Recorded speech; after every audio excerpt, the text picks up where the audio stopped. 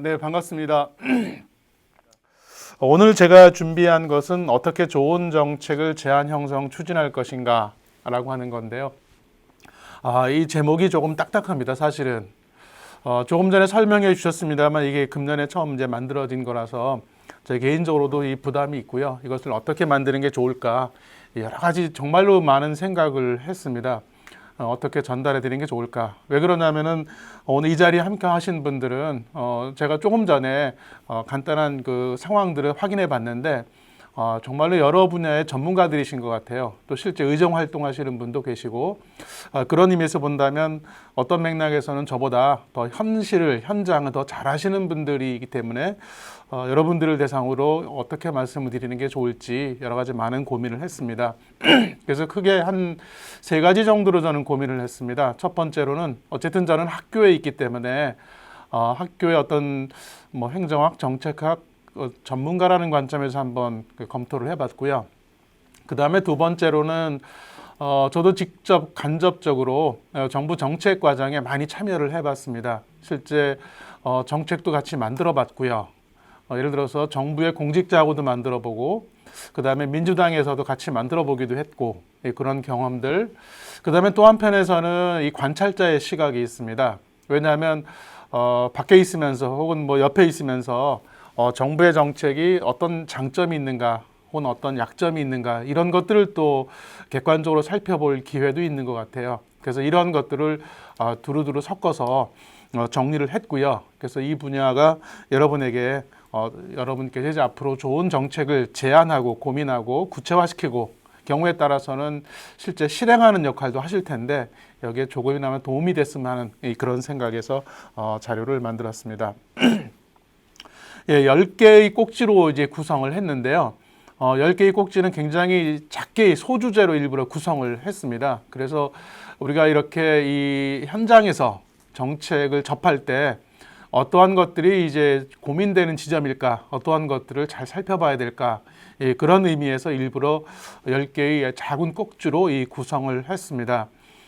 제가 이 두 번째 꼭지에 보시면 디자인이라는 표현을 썼는데 이렇게 생각을 한번 해봤습니다. 여러분께서 이렇게 이제 이러한 아카데미에 그리고 이제 우리 민주당에 높은 관심을 갖고 있다고 하는 것은 현재 혹은 앞으로 여러분께서 우리 국가의 미래 혹은 뭐 여러분이 살고 계시는 지역의 미래를 위해서 정말로 좋은 디자인을 해보고 싶다. 그런 생각을 저는 갖고 있다라고 생각을 합니다.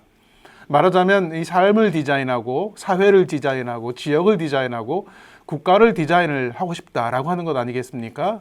그럼 그 핵심적인 수단이 무엇일까? 저는 1차적으로 그것이 정책이다라고 하는 생각을 갖고 있습니다. 그래서 오늘 이 시간에는 정책보다는 정책 디자인이라는 표현을 쓰고요. 여러분들께서는 정말로 훌륭한 정책 디자이너가 되고 싶다. 그런 맥락에서 내용을 좀 정리했다라는 말씀을 드리겠습니다. 그리고 다양한 꼭지 이슈들로 키워드로 구성이 되어 있다라는 말씀을 좀 드리겠습니다. 네, 여기 지금 일러두기라고 제가 간단하게 정리해 놨는데요. 이거는 왜 일부러 이렇게 만들었냐면은 혹시 여러분 중에서 분야로서의 정책학이라고는 공부하시는 분이 계실 겁니다. 근데 오늘 제가 말씀을 드리는 내용은 정책학 교과서에는 거의 없어요. 한 1, 20% 정도는 아마 교과서에 있을 겁니다. 나머지 한 8, 90%는 교과서에는 존재하지 않습니다. 현실에 존재하는 것들을 제가 정리했기 때문에 이 일러두기라는 말을 한 거고요. 하단에 보시면 제가 키워드 몇 가지를 한번 뽑아봤습니다. 그래서 이 키워드를 중심으로 해서 나중에라도 여러분께서 또 정리해 보시면 도움이 되지 않을까 해서 일부러 한번 키워드를 뽑아봤다는 말씀을 드리겠습니다. 그럼 하나하나 이제 말씀을 드리겠습니다. 첫 번째인데요. 제가 제목을 정책 공공성 그리고 좋은 정책이라고 그랬습니다. 우리가 지금 이야기하는 것은요, 그냥 정책이 아닙니다. 좋은 정책을 말하는 겁니다. 여러분께서는 한번 만들어봤다. 그 일반적인 정책이 아닙니다. 나는 정말로 좋은 정책을 만들고 싶다.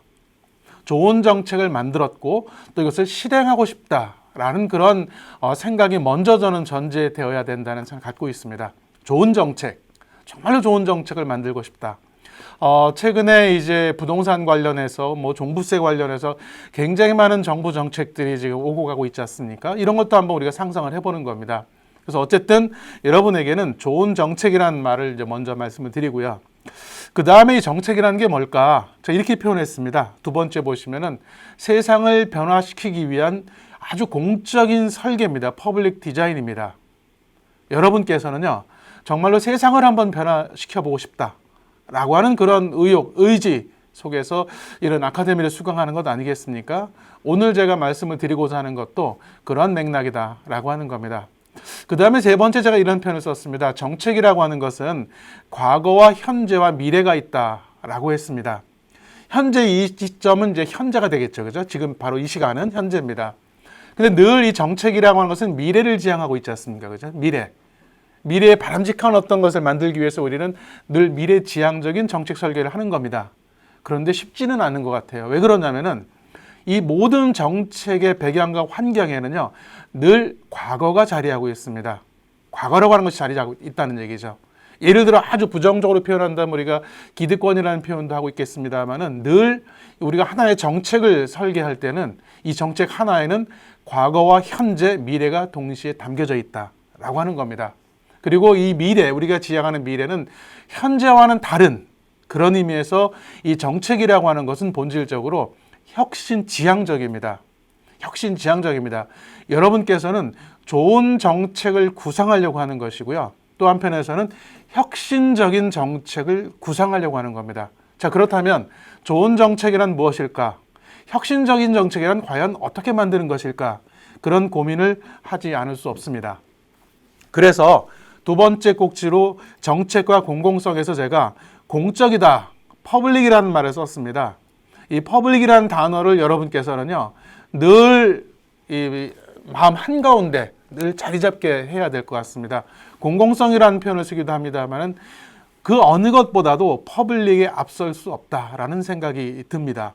근데 이 퍼블릭이라고 하는 단어의 라틴어 어원을 보면 이게 푸베스라고 하는 건데 가장 핵심적인 뜻이 뭐냐면요, 열려 있다는 겁니다.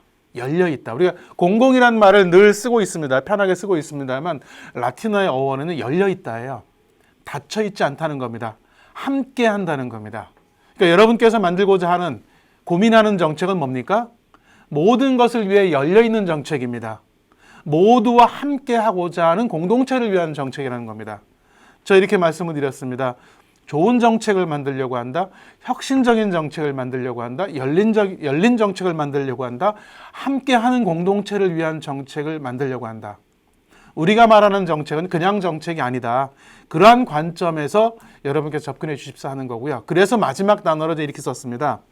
정책 디자인을 함에 있어서 반드시 배제해야 될 것은 사적인 이익을 배제하는 것이다. 우리가 보통 이해충돌이라는 말 최근에 굉장히 많이 했죠. 그죠? LH 사태를 포함해서 부동산 토지 문제 나오면서 이해충돌 얘기를 많이 했는데 이거는 뭡니까? 공적인 역할을 해야 될 사람들이 사적인 이익과 결합이 되면서 오히려 공익보다 사익을 앞세웠기 때문에 발생한 것 아니겠습니까? 우리가 정책을 만들 때는 반드시 사적인 이익을 배제한 가운데 만들어야 된다.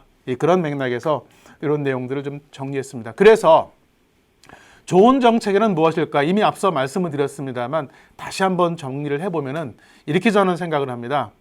우리의 삶을, 우리 개인의 삶을, 지역의 삶을, 공동체의 삶을, 대한민국 국민의 삶을 정말로 긍정적인 방향으로 변화시키는 것, 이게 바로 좋은 정책입니다.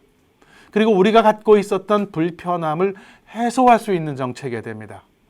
우리의 체력을, 역량을, 국력을 튼튼하게 하는 정책이어야 됩니다. 그리고 잘못된 것을 바로 세우는 정책. 네, 또 중요한 게 있습니다. 세금 제대로 쓰는 정책이어야 됩니다. 정말로 아끼거나 아니면 효과를, 이 세금을 갖고 만든 정책의 효과가 극대화시키거나, 그리고 마지막으로요, 이 정책에는 늘 대상자, 수용자가 있지 않습니까? 소비자가 있습니다. 소비자가 즐거워하고 기뻐해야 됩니다. 늘 이거 무슨 얘기입니까? 국민을 바라봐야 된다는 얘기죠. 국민을 즐겁게 하고 편하게 하고 웃음 짓게 하는 그런 정책을 만들어내야 된다. 이런 것들이 바로 우리가 말하는 좋은 정책이다라고 하는 겁니다. 자, 그렇다면 우리가 지금 말하는 정책 디자인이란 무엇일까? 이미 여러분에게 다 말씀을 드렸습니다. 세상을 변화시킨다? 정말로 어렵습니다. 그렇죠? 정말로 어렵습니다. 어떤 사람은 대단한 정말로 불세출의 리더가 있어서 혼자의 노력으로 세상을 변화시킬 수도 있지만 통상은 그렇진 못하죠. 우리가 함께 하면서 노력하면서 세상을 변화시켜야 됩니다. 그런데 그러한 변화를 시키기 위해서 우리가 먼저 갖고 있어야 될 게 뭡니까? 바로 청사진이고 조감도고 설계도가 필요합니다. 그죠? 우리가 꿈꾸는 세상이 어떤 세상인가? 어떠한 모습이어야 될까? 굉장히 구체적으로 그려야 됩니다. 설계도를 만들어야 됩니다. 조감도를 그려야 됩니다. 그죠? 청사진을 만들지 않으면 안 됩니다. 여러분이 정책 디자이너라고 하는 것은 바로 세상을 변화시키는 청사진을 만들겠다, 조감도를 만들겠다, 설계도를 만들겠다는 겁니다. 저 어제도 집에서 저녁 늦게 한 프로그램에서 집이라고 하는 프로그램을 봤습니다. 거기에 그 집을 만든 아주 젊은 부부가 나오더라고요. 1년 이상 설계도를 정말 꼼꼼하게, 원래 이 분야 비전문가였는데 너무나도 그것을 꼼꼼하게 만드는 설계도를 보여주는데 저도 놀랐습니다. 저도 늘 집을 하나 이렇게 졌으면 얼마나 좋을까라는 생각을 했는데 과연 저 정도의 꼼꼼한 설계를 할 수 있을까라고 하는 겁니다. 그런 맥락에서 여러분께서는 이제 세상을 변화시키려고 하는 청사진, 조감도, 설계도를 만들려고 한다. 그러려면 어떻게 해야 됩니까? 이 세상이 어떤지에 대한 상황 판단을 정말로 잘하지 않으면 안 됩니다. 저는 그래서 여러분들은 또 상황 판단가이자 문제 분석가일 수밖에 없다는 것이죠. 정말로 정교한 분석을 해야 됩니다. 집이라고 하는 것은 아주 평탄한 지형에서만 집을 지을 수 있는 것이 아니죠. 어제 제가 TV에서 봤던 집도 굉장히 경사진 지역에다 집을 졌어요. 보통 집을 지으려면 어떻게 합니까? 경사진 지역을 평탄화 작업을 하는데 어제 제가 본 그 TV에서는 그렇게 하지 않았더라고요. 그냥 지형을 그대로 살렸습니다. 그 다음에 주변에 산세를 살렸어요. 아주 조화롭게 만들었더라고요. 그런 것처럼 정말로 상황을, 문제를 정확하게 분석을 하는 것. 그래서 제가 이렇게 얘기했습니다. 데이터 분석가다. 그래서 오늘 제가 여러분에게 강조하는 것 중 한 가지는 뭡니까? 상황, 문제를 정확하게 분석하는 거고, 그 다음에 두 번째로는 이것을 그냥 말로서 분석하는 것이 아니라 최대한 이것을 데이터로 바꿔야 된다는 겁니다. 데이터로. 이건 나중에 말씀을 드리겠습니다만 데이터로 바꿀 수밖에 없는 것의 하나는 뭡니까? 정책은 제가 혁신이라고 그랬습니다. 혁신에는 반드시 저항이 따릅니다. 상대방을 설득을 해야 돼요. 설득을 할 수 있는 가장 강력한 도구 중에 하나는 데이터입니다. 데이터, 정말로 좋은 데이터를 만들어서, 객관적 데이터를 만들어서 여기에서 도출된 정책을 내놓으면 감히 여기에 비판하기, 대항하기가 쉽지가 않다는 것이죠. 그런 맥락에서 여기서 바로 정리해 드리는 것은 상황에 대한 분석과 어떻게 데이터를 표현할 것인가, 그런 부분을 좀 말씀을 드렸습니다. 사실 제가 여러분에게 모든 페이지에서 다 강조를 합니다만은 정말로 제가 이 중에서 하나만 딱 강조하라. 모든 거 다 없어도 된다. 딱 하나만 강조하라고 한다면 여기에 표시되어 있습니다. 첫 줄입니다. 공동체에 대한 애정과 관심, 공적 인식입니다. 여러분께 세상을 변화시키기 위한 디자이너가, 퍼블릭 디자이너가 돼야 되겠다라고 한다면요. 첫 번째가 아니라 그 모든 것의 함축, 결합이라고 한다면 그것은 바로 우리 공동체에 대한 끝없는 애정, 관심입니다. 이게 없다면 그 정책은 진심도 없고요. 그 다음에 실현 가능성도 없고 상대방조차도 설득할 수가 없습니다. 그래서 여러분들이 아주 작은 정책이든 아니면 묵직한 정책을 만들든지 간에 정말로 이 공동체에 대한 애정의 바탕을 두고서 만들지 않으면 우리가 흔히 하는 말로 이것은 사상 누각일 수밖에 없다.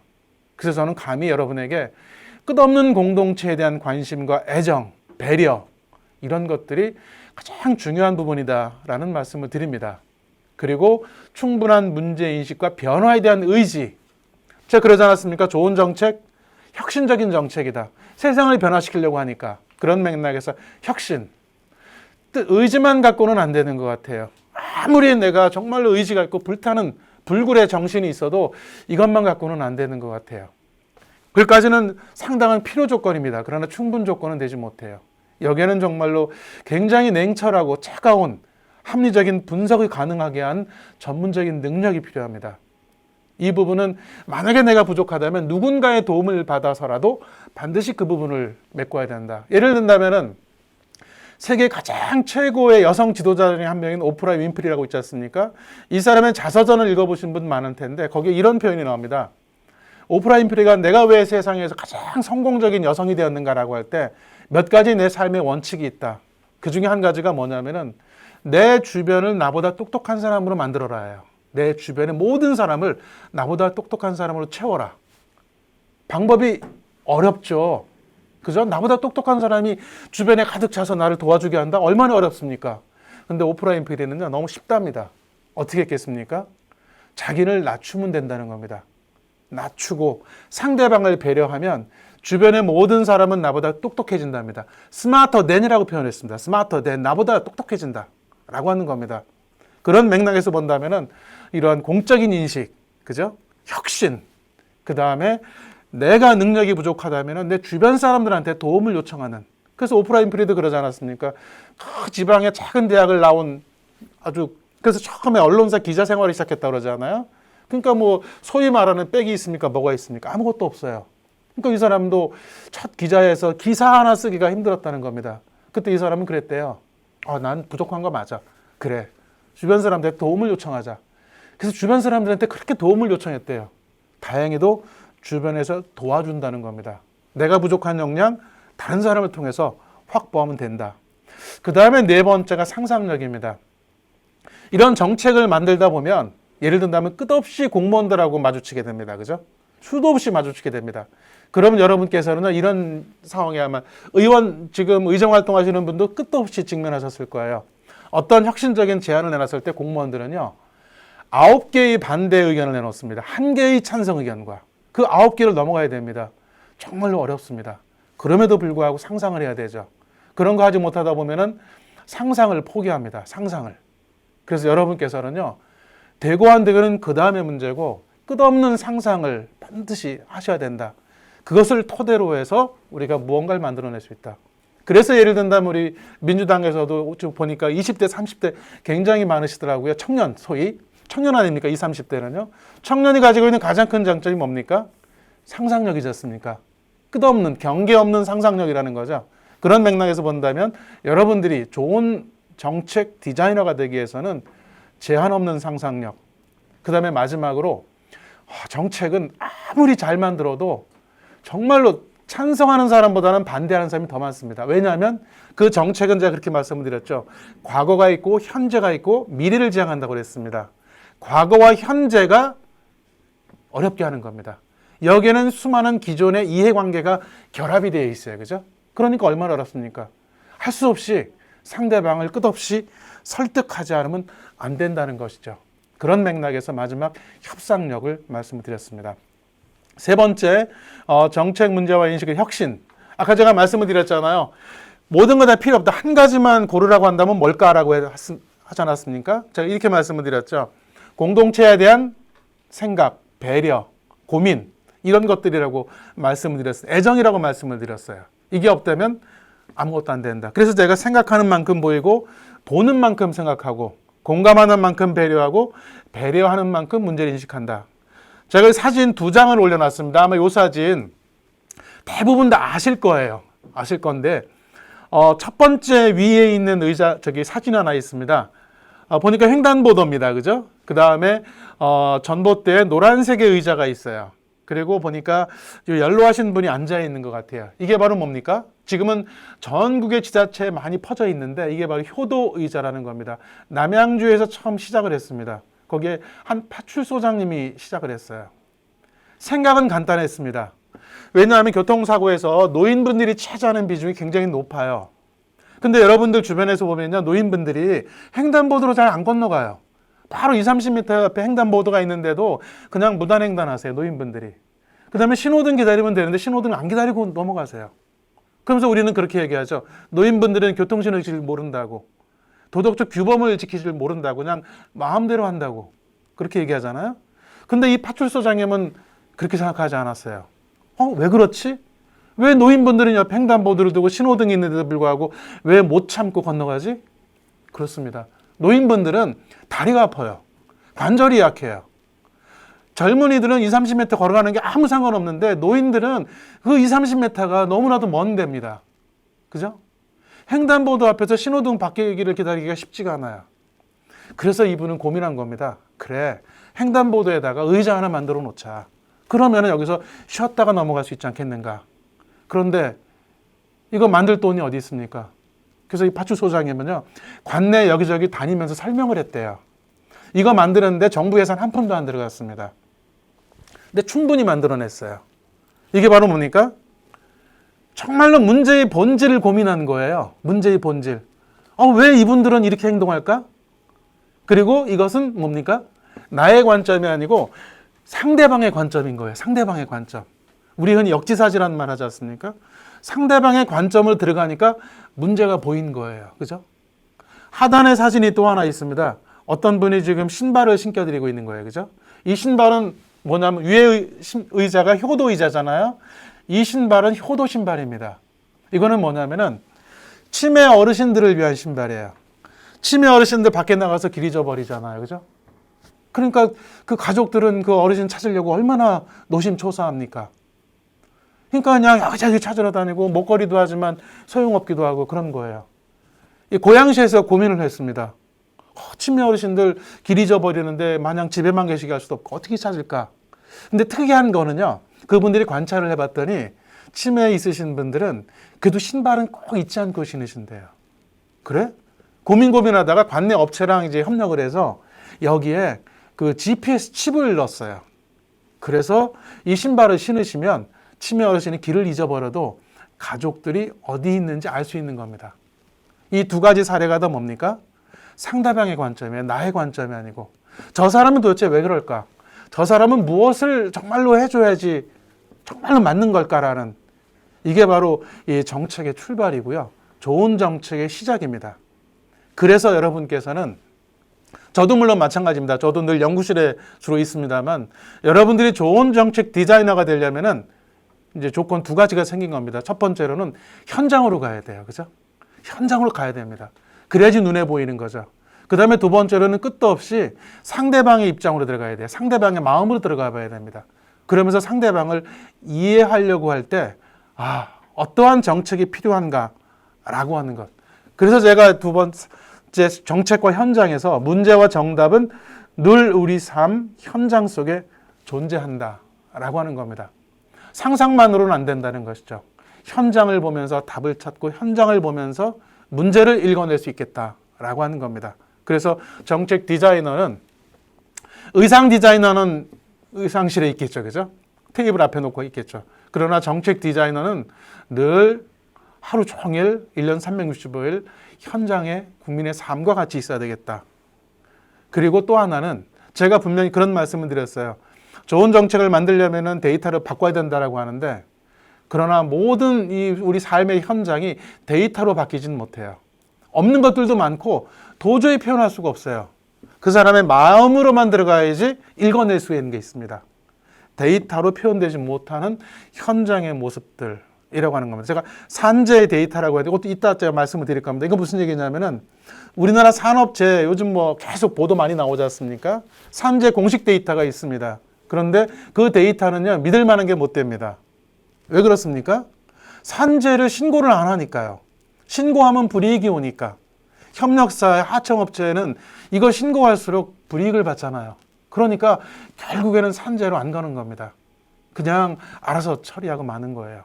그러니까 이 우리가 지금 공식적으로 기록되는 산재 데이터는요, 우리의 삶의 진짜 모습이 아니라는 거예요. 산업재해 현장의 모습이 아니라는 겁니다.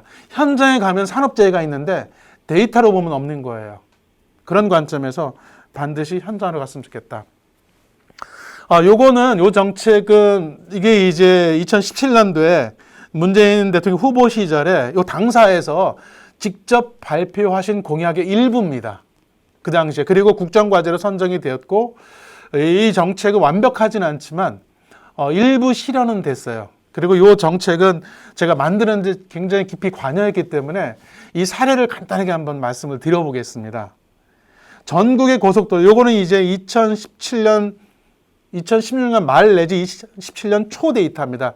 그러니까 그 대선 전 데이터예요. 그때 한번 제가 조사를 해봤습니다.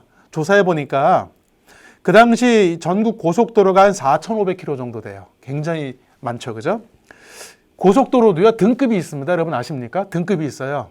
A, B, C, D, F 쫙 등급이 있어서 예를 들어 A등급은 정말로 만들어진 지 얼마 안 돼요. 알려지지 않았어요. 그래서 그냥 뭐 진짜 독일의 아우토반처럼 전속력으로 달려도 거리낌 없을 정도로 그건 텅 빈 도로. 얼마나 편해요. F등급으로 가면은 고속도로가 아니에요. 저속도로입니다. 차가 너무 많아요. 기능이 아무것도 없어요. 그래서 이제 기능이 없는 게 이제 바로 이 고속도로인데, 제가 조사를 해봤습니다. 이 모아진 종합 정리된 데이터는 존재하지가 않아요. 이거 일일이 도로공사 들어가가지고 데이터 찾아서 우리나라 모든 고속도로를 다 조사를 한 겁니다.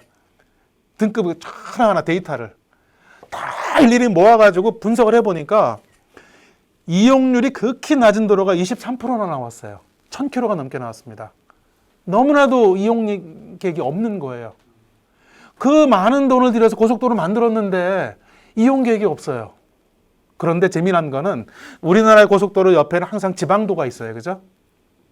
예를 든다면 제가 또 비용도 계산해 봤습니다. 오른쪽에 보시면은요. 오른쪽이 뭐냐면 이 동해고속도로입니다. 그림상으로 삼척에서부터 속초까지를 계산을 실제 해봤어요. 무슨 얘기냐면은 삼척에서 속초까지 가는데 예를 들어서 고속도로로 지방도로가 옆에 쫙 있지 않습니까? 그죠? 지방도로로 가면 1시간 걸릴 게, 예를 들어서 가상입니다. 더 걸리겠죠? 1시간 걸릴 게 고속도로를 올라타면은요, 한 30% 이상의 시간이 절감이 돼요. 우리가 고속도로를 만드는 목적은 뭡니까? 먼 곳을 빠르게, 그리고 안전하게, 쾌적하게 가려고 그러는 거예요. 그죠? 그런데 이용객이 없어요. 차라리 그러면 이 고속도로를 무료로 하면 어떨까? 왜냐면 전 세계 그런 나라 많잖아요. 고속도로 무료로 하는 나라 정말로 많습니다. 돈 내고 다니는 고속도로 별로 없어요. 미국에서 자동차용을 해봐도 대부분 무료고 가끔씩 유료도로 나타납니다. 근데 우리나라 고속도로는 유료도로법에 의해서 운영이 되다 보니까 고속도로가 우리는 유료도로로 돼버렸어요. 그래서 정책을 만들 때 고민을 한 겁니다. 야, 고속도로? 아니, 유료도로여야 돼? 무료도로면 안 돼? 그리고 그 멀리 가는 거를 위험하게 가는 걸, 왜냐하면 지방도에서 사고 많이 나니까 빨리 갈 수 있게 해주는데, 그럼 톨게이트 없애면 안 돼? 없애보자. 그러면 고속도로의 가치가 올라가요. 그죠? 왜냐하면 더 많은 사람이 이용하게 하니까. 그런 상상을 해본 겁니다. 그래서 이 제안을 뽑은 거고, 그 다음에 이제 밑에 있는 흔히 말하는 이제 88 고속도로, 옛날, 지금은 이제 광주 대구 고속도로입니다. 이것도 한번 계산해 봤어요. 그래서 담양에서부터 대구 쪽까지 한번 계산을 또 해본 겁니다. 그랬더니 나온 거예요. 그래서 이 두 개의 시범 구간을 뽑은 겁니다. 이 두 개의 시범 구간을 무료로 하면 어떨까? 비용도 계산해 봤어요. 연간 통행료를, 이것도 어디 모아진 게 없어요. 그래서 이 데이터를 일일이 다 찾아냈습니다. 여기서 연간 통행료 수입이 얼마가 들어오는지. 그럼 이거를 무료로 했을 때 국비가 얼마가 나가는가? 그 분석까지 해냈습니다. 그러고 났더니 답이 나온 거예요. 그래서 그 당시에 문 대통령, 문 후보님께 설명을 드렸습니다. 이렇고 이러니 가능합니다. 그리고 이거는 얼마 비용이 들어갑니다. 국고는 얼마가 됩니다. 이렇게 되면 시간이 얼마가 절약됩니다. 등등등을 다 분석해가지고 그림까지 해서 보고 드렸고, 질의응답을 거친 다음에 이제 확정이 됐고, 그 다음 날인가 그 다음 날인가 대통령께서 당사에서 직접 이제 발표를 하셨죠. 그렇습니다. 어떤 데이터는 존재하지가 않아요. 만들어내야 됩니다. 어떤 것들은 상상이 안 돼요. 상상을 해봐야 됩니다. 그러면서 하나의 정책들을 만들어낸다면 이건 정말로 설득력. 지금은 이제 이 정책은 하진 않고 그냥 명절 때만 이제 전국 고속도로를 무료로 하는 정책으로만 이제 축소가 됐어요. 왜냐하면 이제 국토부가 좀 반대하니까 돈이 많이 나간다 해서 이제 국토부 반대로 결국은 정책이 굉장히 대폭 축소됐는데, 이렇게 우리가 이제 정책을 상상하면서 만들어낼 수 있다는 겁니다. 또 하나의 사례를 보여드리겠습니다. 여러분 중에 고향이 섬이신 분 계실 거예요. 그죠? 고향이 섬이신 분. 명절 때 고향 가기 너무나도 힘들잖아요. 그죠? 물론 여행 가기도 물론 쉽지 않습니다. 지금은 이제 연휴교를 많이 만들어서 그나마 좀 나아졌습니다. 여전히 이제 섬에 가기 어려운 분들이 꽤 많으시더라고요. 우리 민주연구원도 그 계시더라고요. 섬이 고향이신 분. 이런 것처럼 섬에 가기 참 힘듭니다. 그런데 어떻습니까? 대부분 육지에 살잖아요. 육지에 살면 우리도 모르게 느끼는 편익이 있어요. 우리는 법에 의해서 대중교통 서비스를 누립니다. 대중교통 서비스는 뭐냐면은 내가 예를 들어 1,000원을 내야 되는데 원래는 1,000원을 안 내고 500원만 냅니다. 나머지 비용은 지방자치단체가 보존해줘요. 그래서 우리는 저렴한 요금으로 대중교통 서비스를 누리는 겁니다. 근데 도서지역에 계신 분들 그 서비스 못 누려요. 그 다음에 저기 아주 산골에 계신 분들도 그런 서비스 누리질 못합니다. 그럼 어떻게 해야 될까? 그분들은 매일 비싼 비용으로 돼야 될까? 물론 지금도 인천에서부터 이 전남까지 쭉 일부 지역에서는 자치단체가 보조를 해서 연안여객선을 운영을 합니다. 그런데 이거를 공영제까지는 못 가도 준공영제까지 가서, 그죠? 국비, 지방비 충분히 집어넣어서 도서지역에 계신 분들이 정말로 대중교통 서비스를 누릴 수 있게, 우리가 섬여행 많이 얘기하지 않습니까? 이런 것들도 또 만들어서 육지에 계신 분들도 섬에 많이 갈 수 있게 도와준다면 그러면 얼마나 좋아지겠습니까? 왜 육지에 사시는 분들만 아주 기본적인 교통 서비스를, 보편적 서비스를 누려야 돼요? 도서지역에 계신 분들도 보편적 서비스로서 교통 서비스를 누릴 권리가 있는 것이죠. 그런 맥락에서 이걸 한번 만들었고, 이것도 마찬가지로 대통령께서 후보 시절에 발표를 했습니다. 네, 그렇습니다. 이 정책이라고 하는 것은 상상만으로도 안 되고 분석만으로도 안 되고 애정만으로도 안 되는, 이 모든 것들이 종합적으로 결합됨으로써 정책을 만들 수 있다. 그래서 저는 정책이라고 하는 것은 그냥 우리가 살아가는 일상생활이 그냥 예를 든다면 지금보다 살짝 변화되는 것들도 있겠지만 기본적으로 우리가 이런 고민 과정을 거쳐서 만들어내는 것은 그 정책 그 자체가 혁신일 수밖에 없다. 그래서 저는 감히 이렇게 말씀을 드립니다. 새로운 정부가 등장하면 늘 혁신을 이야기를 하잖아요. 그죠? 말로서, 주장으로서, 법으로서 혁신을 하는데 결국 혁신의 완성은 저는 정책이라고 봅니다. 혁신이 제대로 완성이 되려면 정말로 좋은 정책을 만들고 그 정책을 제대로 실현한다면 그러면 저는 혁신이 완성되는 것이다. 그러나 이미 여러 번 말씀드렸습니다만 혁신 어렵고요. 혁신적인 정책은 더욱더 어렵고 또 정책에는 본질적으로 장애물이 있습니다. 허들이 있어요. 그렇죠? 허들 게임이라고 볼 수 있죠. 장애물 넘기 게임이죠. 정책이라고 하는 것은. 그러니까 우리 올림픽에서도 허들 경기하다가 막 잘 넘어가야지 몇 번 그냥 무릎 전갱이 당가지고 허들이 쓰러지고 그러면 아파가지고 뛰지를 못하잖아요. 그런 것처럼 이 장애물을 잘 넘어가지 못하면 상처가 나요. 그죠? 그리고 이제 뭐라 그럴까요? 이제 기도 약해지고, 그죠? 열정도 사그러들고, 그래 간두고 말지. 그러는 거죠. 그런 맥락에서 정말로 여기에 뜨거운 열정, 그다음 혁신적인 공동체에 대한 애정, 여러 가지가 결합되었을 때 이러한 허들, 장애물을 잘 넘어갈 수 있지 않을까, 그런 생각이 듭니다. 그래서 이런 장애물들을 잘 건너가기 위해서는, 그래서 이제는 정말로 중요한 것들이 있죠. 어젠가요? 이재명 후보께서도 하나 발표하셨습니다. 데이터에 대해서 발표했죠. 그죠? 국가적 수준에서의 데이터에 대한 어떤 강조, 그죠? 데이터 관련된 아주 새로운 거버넌스, 여러 가지 이제 많이 강조를 하셨는데, 저도 이제 그거 보고서 제가 만든 건 아닙니다. 미리 저도 이제 만들었던 건데, 그렇습니다. 이 정책의 처음과 끝은 사실은 정보와 데이터입니다. 진검승부를 해야 되잖아요. 아무리 좋은 말로 이상적이고 좋은 걸 하더라도 실제 테이블에서 이제 논쟁을 벌이고 반대를 극복하고 현장으로 가고, 요즘 기재부랑 우리 민주당하고도 갈등 많지 않습니까? 기재부 넘어가고 국토부 넘어가고 산업부 넘어가면서 정말로 제대로 실현하려면 국토부보다 기재부보다 산업부보다 더 정교한 분석을 해야 돼요. 행정부보다, 지방정부보다 굉장히 강력하고 치밀한 데이터로 무장돼서 분석하지 않으면 이거 좋은데 왜 그러냐라고 막무가내로 할 수는 없는 것 같아요. 그런 맥락에서 데이터, 그래서 사회 문제를 어떻게 정보와 데이터로 전환할 것인가 라고 하는 겁니다. 우리 민주연구원에서도 그래서 이 정보 데이터 DB에 대해서 굉장히 강조하고 굉장히 잘 축적해서 분석하는 것으로 알고 있습니다. 단기적인 데이터도 필요하지만 장기적인 데이터. 말하자면 여러분께서 굉장히 단기적인 어떤 정책 대안을 만들기 위해서는 이제 단기적 데이터가 필요하겠지만은 또 여러분께서 특정한 분야에 정말로 관심이 많다. 예를 들어 아동에 대해서, 복지에 대해서, 저출산에 대해서, 노령에 대해서, 디지털에 대해서, 그죠? 부동산에 대해서 정말로 관심이 많다면 그 분야에 정말로 다양한 데이터들을 20, 30년 이상 된 데이터들을 축적을 해야 돼요. 모아야 됩니다. 여기저기 다 터져 있는 거. 불행히도 그런 데이터들은요, 친절하게 안 모여 있어요. 정말로 데이터들은 불친절하게 여기저기 흩어져 있고 숨어 있고 그래요. 여러분들이 하나하나 찾아내야 됩니다. 아까 제가 고속도로 말씀드렸잖아요. 그거 정말로 더 센 고생이 있습니다. 어디에도 데이터가 노출되어 있지 않아요. 그걸 정말로 요새 뭐 비트코인 채굴하듯이 파내야 됩니다. 정말 숨어 있는 것들인데 우리가 몰라요. 왜 모릅니까? 애정이 없으니까, 관심이 없으니까.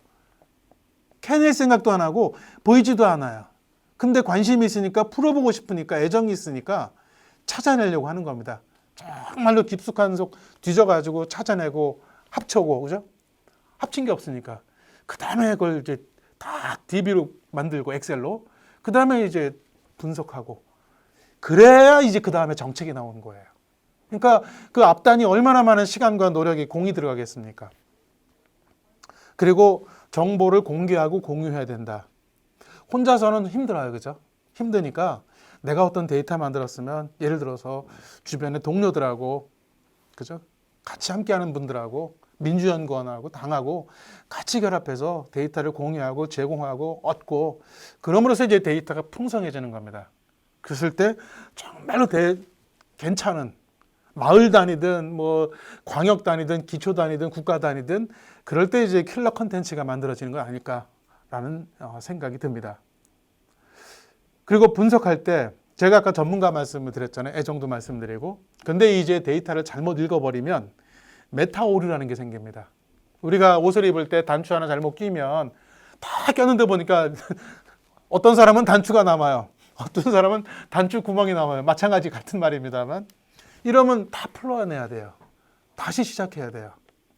그러니까 시간이 걸려도 조금은 깊이 있게 정말로 문제를 정확하게 잘 찍어야 됩니다. 그죠? 잘 정리해야 돼요. 그래야지 이제 메타 오류가 안 생기는 겁니다. 아무리 그럴듯해도 소용없다는 것이죠. 그래서 정부 부처를 넘어가는, 지방 정부를 넘어가는 수준의 깊이 있는 분석을 꼭 하셨으면 좋겠다라고 하는 겁니다. 이거 몇 개 데이터를 제가 옮겨놓은 겁니다. 워낙 우리나라가 산업재해가 많잖아요. 몇 년 지난 데이터긴 합니다만 산재 사망률 보니까 우리나라가 이게 몇 배입니까? 5배나 된 옛날 데이터긴 합니다만 5배예요. 저는 10배라고 생각해요. 과장한다면. 10배까지 설마 되겠냐라고 저도 생각하고 싶지는 않지만 5배는 아니에요. 훨씬 많아요. 왜냐하면 숨겨진 데이터가 있기 때문에. 근데 요즘에서야 산재 얘기 많이 하잖아요. 근데 몇 년 전만 산재 얘기 잘 안 했어요. 무슨 얘기입니까? 우리가 정책을 만들 때 수많은 정책 데이터들이 펼쳐져 있잖아요. 내가 어떤 데이터를 끌고 오느냐예요. 산재에 관련된 데이터를 이 내 책상 앞에다 놓지 않으면은 나는 산재에 대한 고민을 못 하는 겁니다. 그죠? 그 데이터가 내 앞에 있어야 돼요. 근데 그 데이터를 내 앞에 놓게 하려면은 첫 번째가 뭡니까? 산재에 대한 깊이 있는 고민이 있어야 돼요. 산재랑 다른 말로 표현하면 뭡니까? 인권에 대한 마인드입니다. 인권에 대한 마인드. 예를 들어 이런 겁니다. 저는 가끔 이렇게 표현해요. 예를 들어서 어느 가장이 아침에 출근했어요. 공장으로. 그죠? 제조업체 공장으로. 근데 새벽같이 다 출근하시잖아요. 정말로 새벽에. 여러분들도 아침 잘 식사 못 하시잖아요. 새벽에 출근하는데 어떻게 밥을 먹겠어요? 밥이 안 넘어가죠. 새벽에 이제 출근했어요. 그래서 이제 작업장에서 일을 하다가 사고가 발생했어요. 그분이 돌아가신 거예요. 그러면 우리나라는 어떤 겁니까? 한 가정이 몰락하는 거예요. 우리나라는요. 가장의 사망은 가정의 몰락입니다. 근데 우리나라 아직도 복지 약하니까 몰락한 가정은 회복이 안 돼요. 그죠? 정말로 회복이 안 되는 겁니다. 그러니까 산재 데이터를 쓴다는 얘기는 뭐냐면은 공동체이기도 하지만 또 한편에서는 지독한 휴머니즘입니다. 인본주의예요. 그죠? 사람 중심의 생각을 갖지 않으면은 이런 데이터를 내 앞에 놓지를 못해요. 고민하지 못하는 겁니다. 얼마 전에 중대재해처벌법 민주당이 노력을 해서 제정됐습니다. 반대하는 사람도 얼마나 많았어요. 너무 빠르다. 온갖 논란이 있었지만, 그리고 또 한편에서는 이것도 아직 부족하다고 이제 비판하는 분들도 있지만, 저는 이거 대단한 법이라고 봤어요. 그래도 민주당이 다수석을 갖고 있으니까 이 문제를 해결하지 않으면 안 되겠다 해서 그 법을 만들어서 통과시킨 것 아니겠습니까? 바로 이런 것들. 그래서 상대적 빈곤율에 대한 거. 예, 그 다음에 오른쪽에 국가 주거 점수라고 하는 게 있습니다.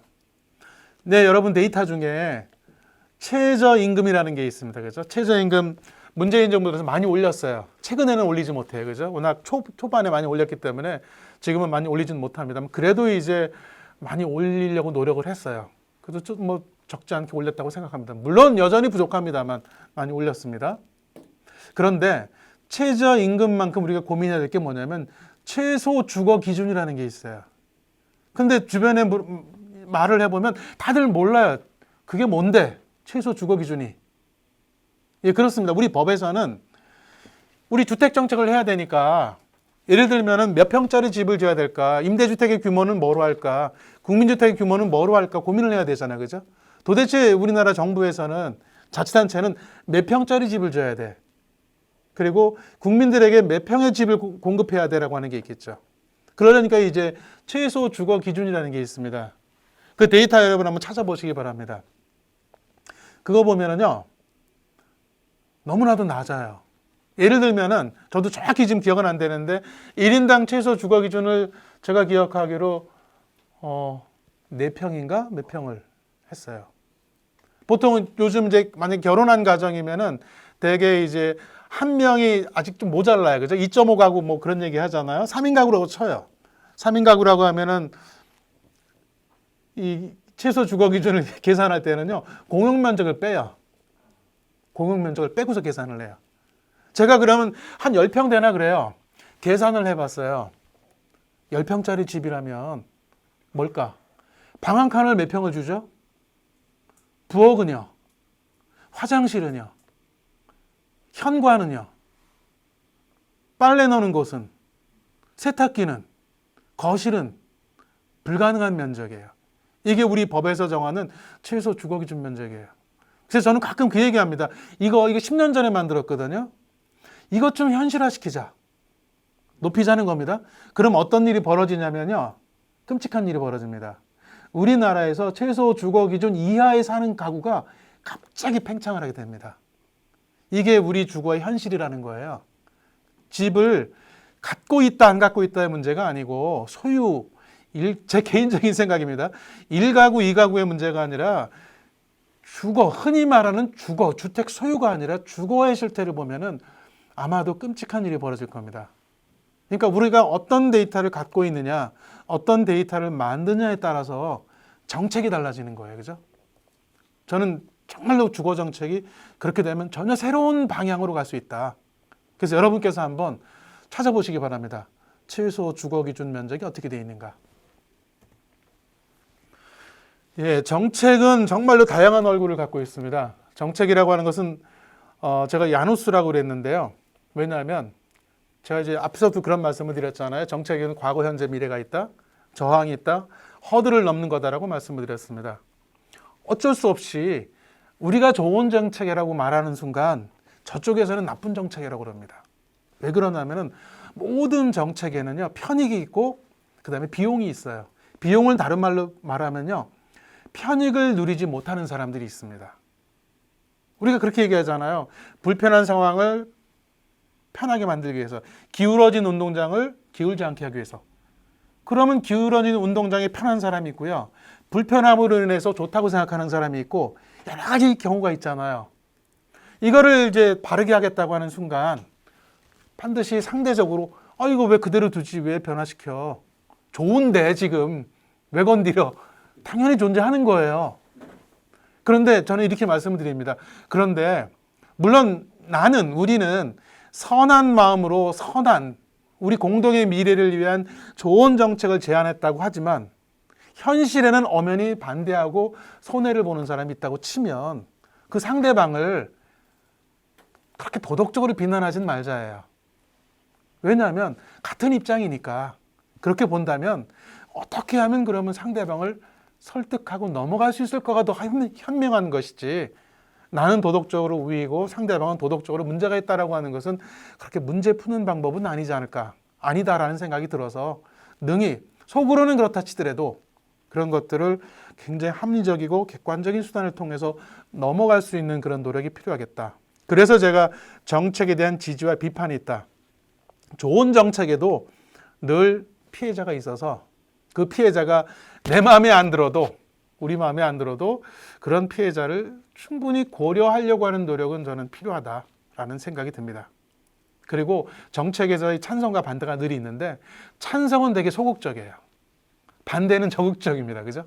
왜냐하면 찬성을 통해서 얻는 편익은 당장 안 오거나 한참 시간이 걸린 다음에 오거나 적게 얇게 와요. 그죠? 그런데 반대는 그 피해는 정확합니다. 저것 때문에 내가 피해보네? 내 스테이크 이익이 줄어드네? 내가 이렇게 되네? 느끼게 되잖아요. 그러면 당연히 목소리는 커지게 돼 있어요. 반대의 목소리가 커진다고 해서 찬성하는 사람들이 목소리 키우지 않아요. 찬성하는 사람의 상당수는 침묵으로 가거나 방관으로 가거나 소극적 지지로 가는 게 일반적입니다. 그러면 어떻게 해요? 할 수 없죠. 그죠? 그렇다고 해서 찬성하는 사람을 계속 설득하려고 해도 잘 나서질 않아요. 그럴 때 결국에는 우리가 반대하는 사람을 어떻게 넘어갈 것인가. 그런데도 다행히 노골적으로 반대하기 힘든 정책들이 꽤 있어요. 예를 들어 놨습니다만, 반값 등록금이나 무상급식은 찬반이 굉장히 첨예하게 붙은 보수와 진보 간의 이제 진영이 논리가 붙었던, 그죠? 그런 케이스들이잖아요. 그죠? 그런데 지금은 이제 다 넘어가 버렸어요. 왜냐하면 그게 초기에는 있었지만 이거 참 반대하기가 쉽지가 않아요. 머릿속에서는 뭔가 반대하고 싶은데 이게 굉장히 보면은 객관적인 영역이면서 동시에 감성의 영역이잖아요. 그러다 보니까 반대하기도 만만치 않아요. 거기다가 또 한 가지는 요것에 관련된 당사자들이 웬만하면 다 있어요. 그죠?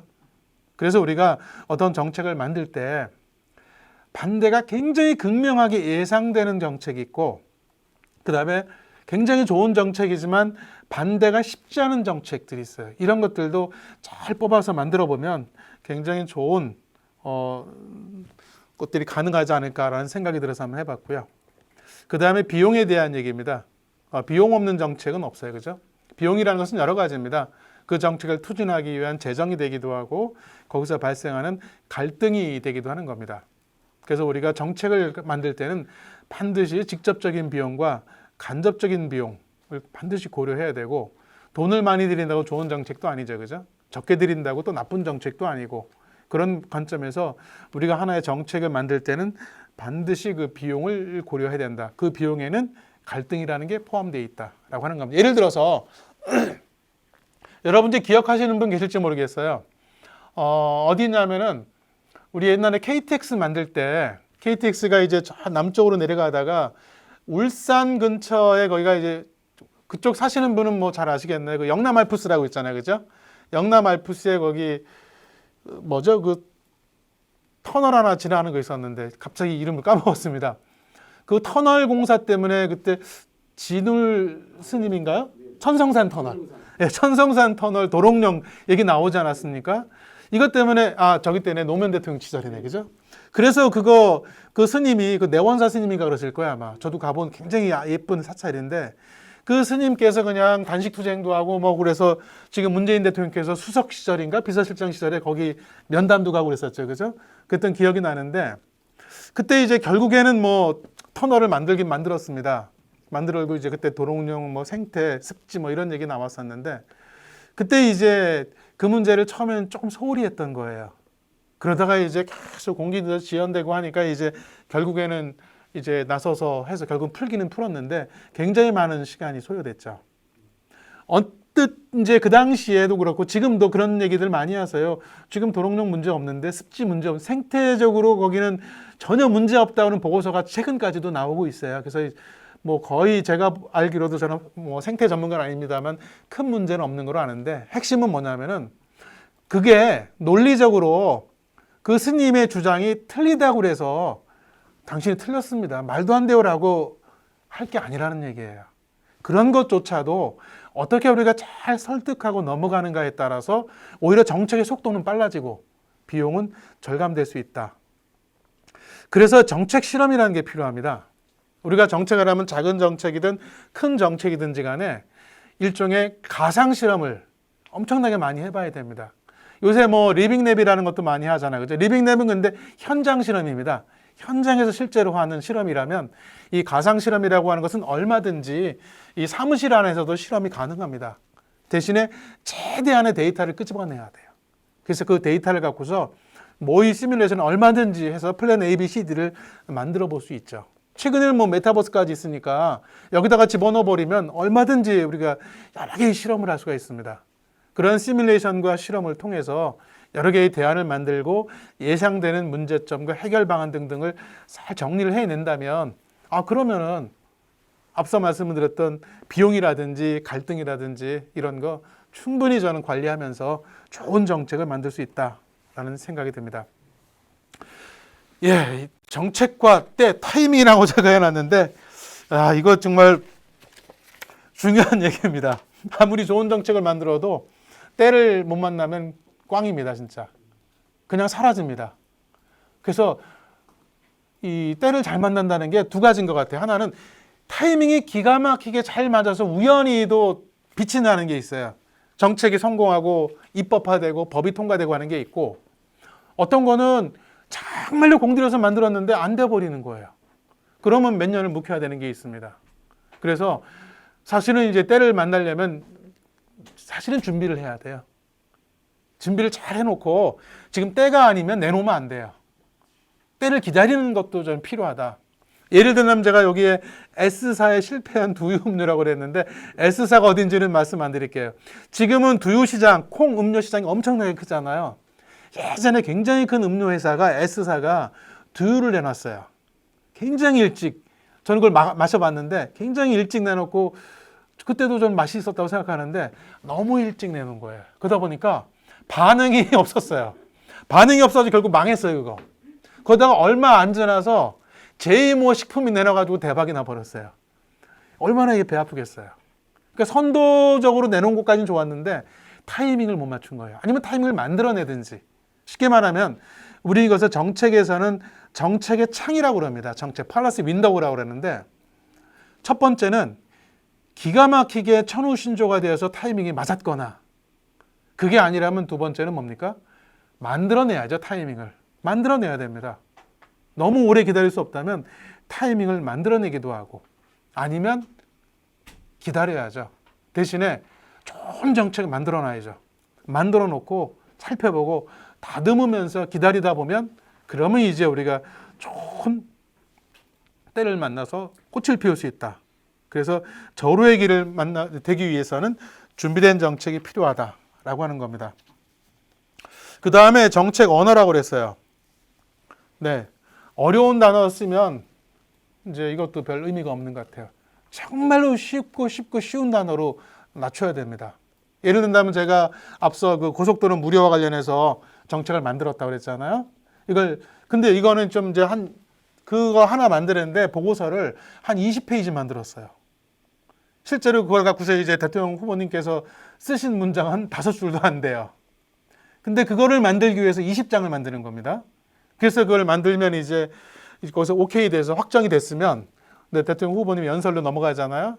그러면 이제 그걸 담당하시는 분이 이제 문장을 만들어내요.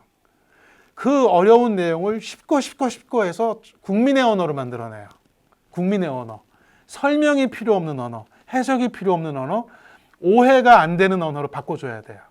그랬을 때 이게 이제 좋은 정책으로서 또 빛이 날 수 있는 것이죠. 그래서 용어들, 자기만 아는 용어는 쓰지 말자. 그걸 이제 영어로 자곤이라고 그럽니다. 그런 말 쓰는 사람은 자고니스트라고 그러는데 제발 좀 정책에서는 어려운 말 쓰지 말자. 쉬운 말로 가도 충분하다. 단순 명료, 복잡하지 않은 것, 이런 것들이 공감을 이룰 수 있다. 그 다음에 이제 집행. 아무리 좋은 정책도 집행을 잘 해야 된다. 그죠? 여기나 해놨네. 이제 천성산 터널공사. 그래서 우리가 아무리 좋은 정책을 잘 만들어도 집행하지 않으면 그러면 우리가 얻을 수 있는 게 없잖아. 그죠? 그래서 집행에 대한 것, 그다음에 사후 관리에 대한 것. 예를 들어서 지금 제가 정책 사후 관리 첫 줄에 유행처럼 만들어진 정책, 태양광 사업들이라 했잖아요. 이거 사후 관리 잘 안 되고 있어요. 그죠? 정책을 만드는 건 좋습니다. 우리나라 정책 잘 만들어요. 잘 만든다기보다 많이 만들어요. 빨리 만들어요. 만들고 끝. 그 다음에 아무도 관심 안 가져요. 버려집니다.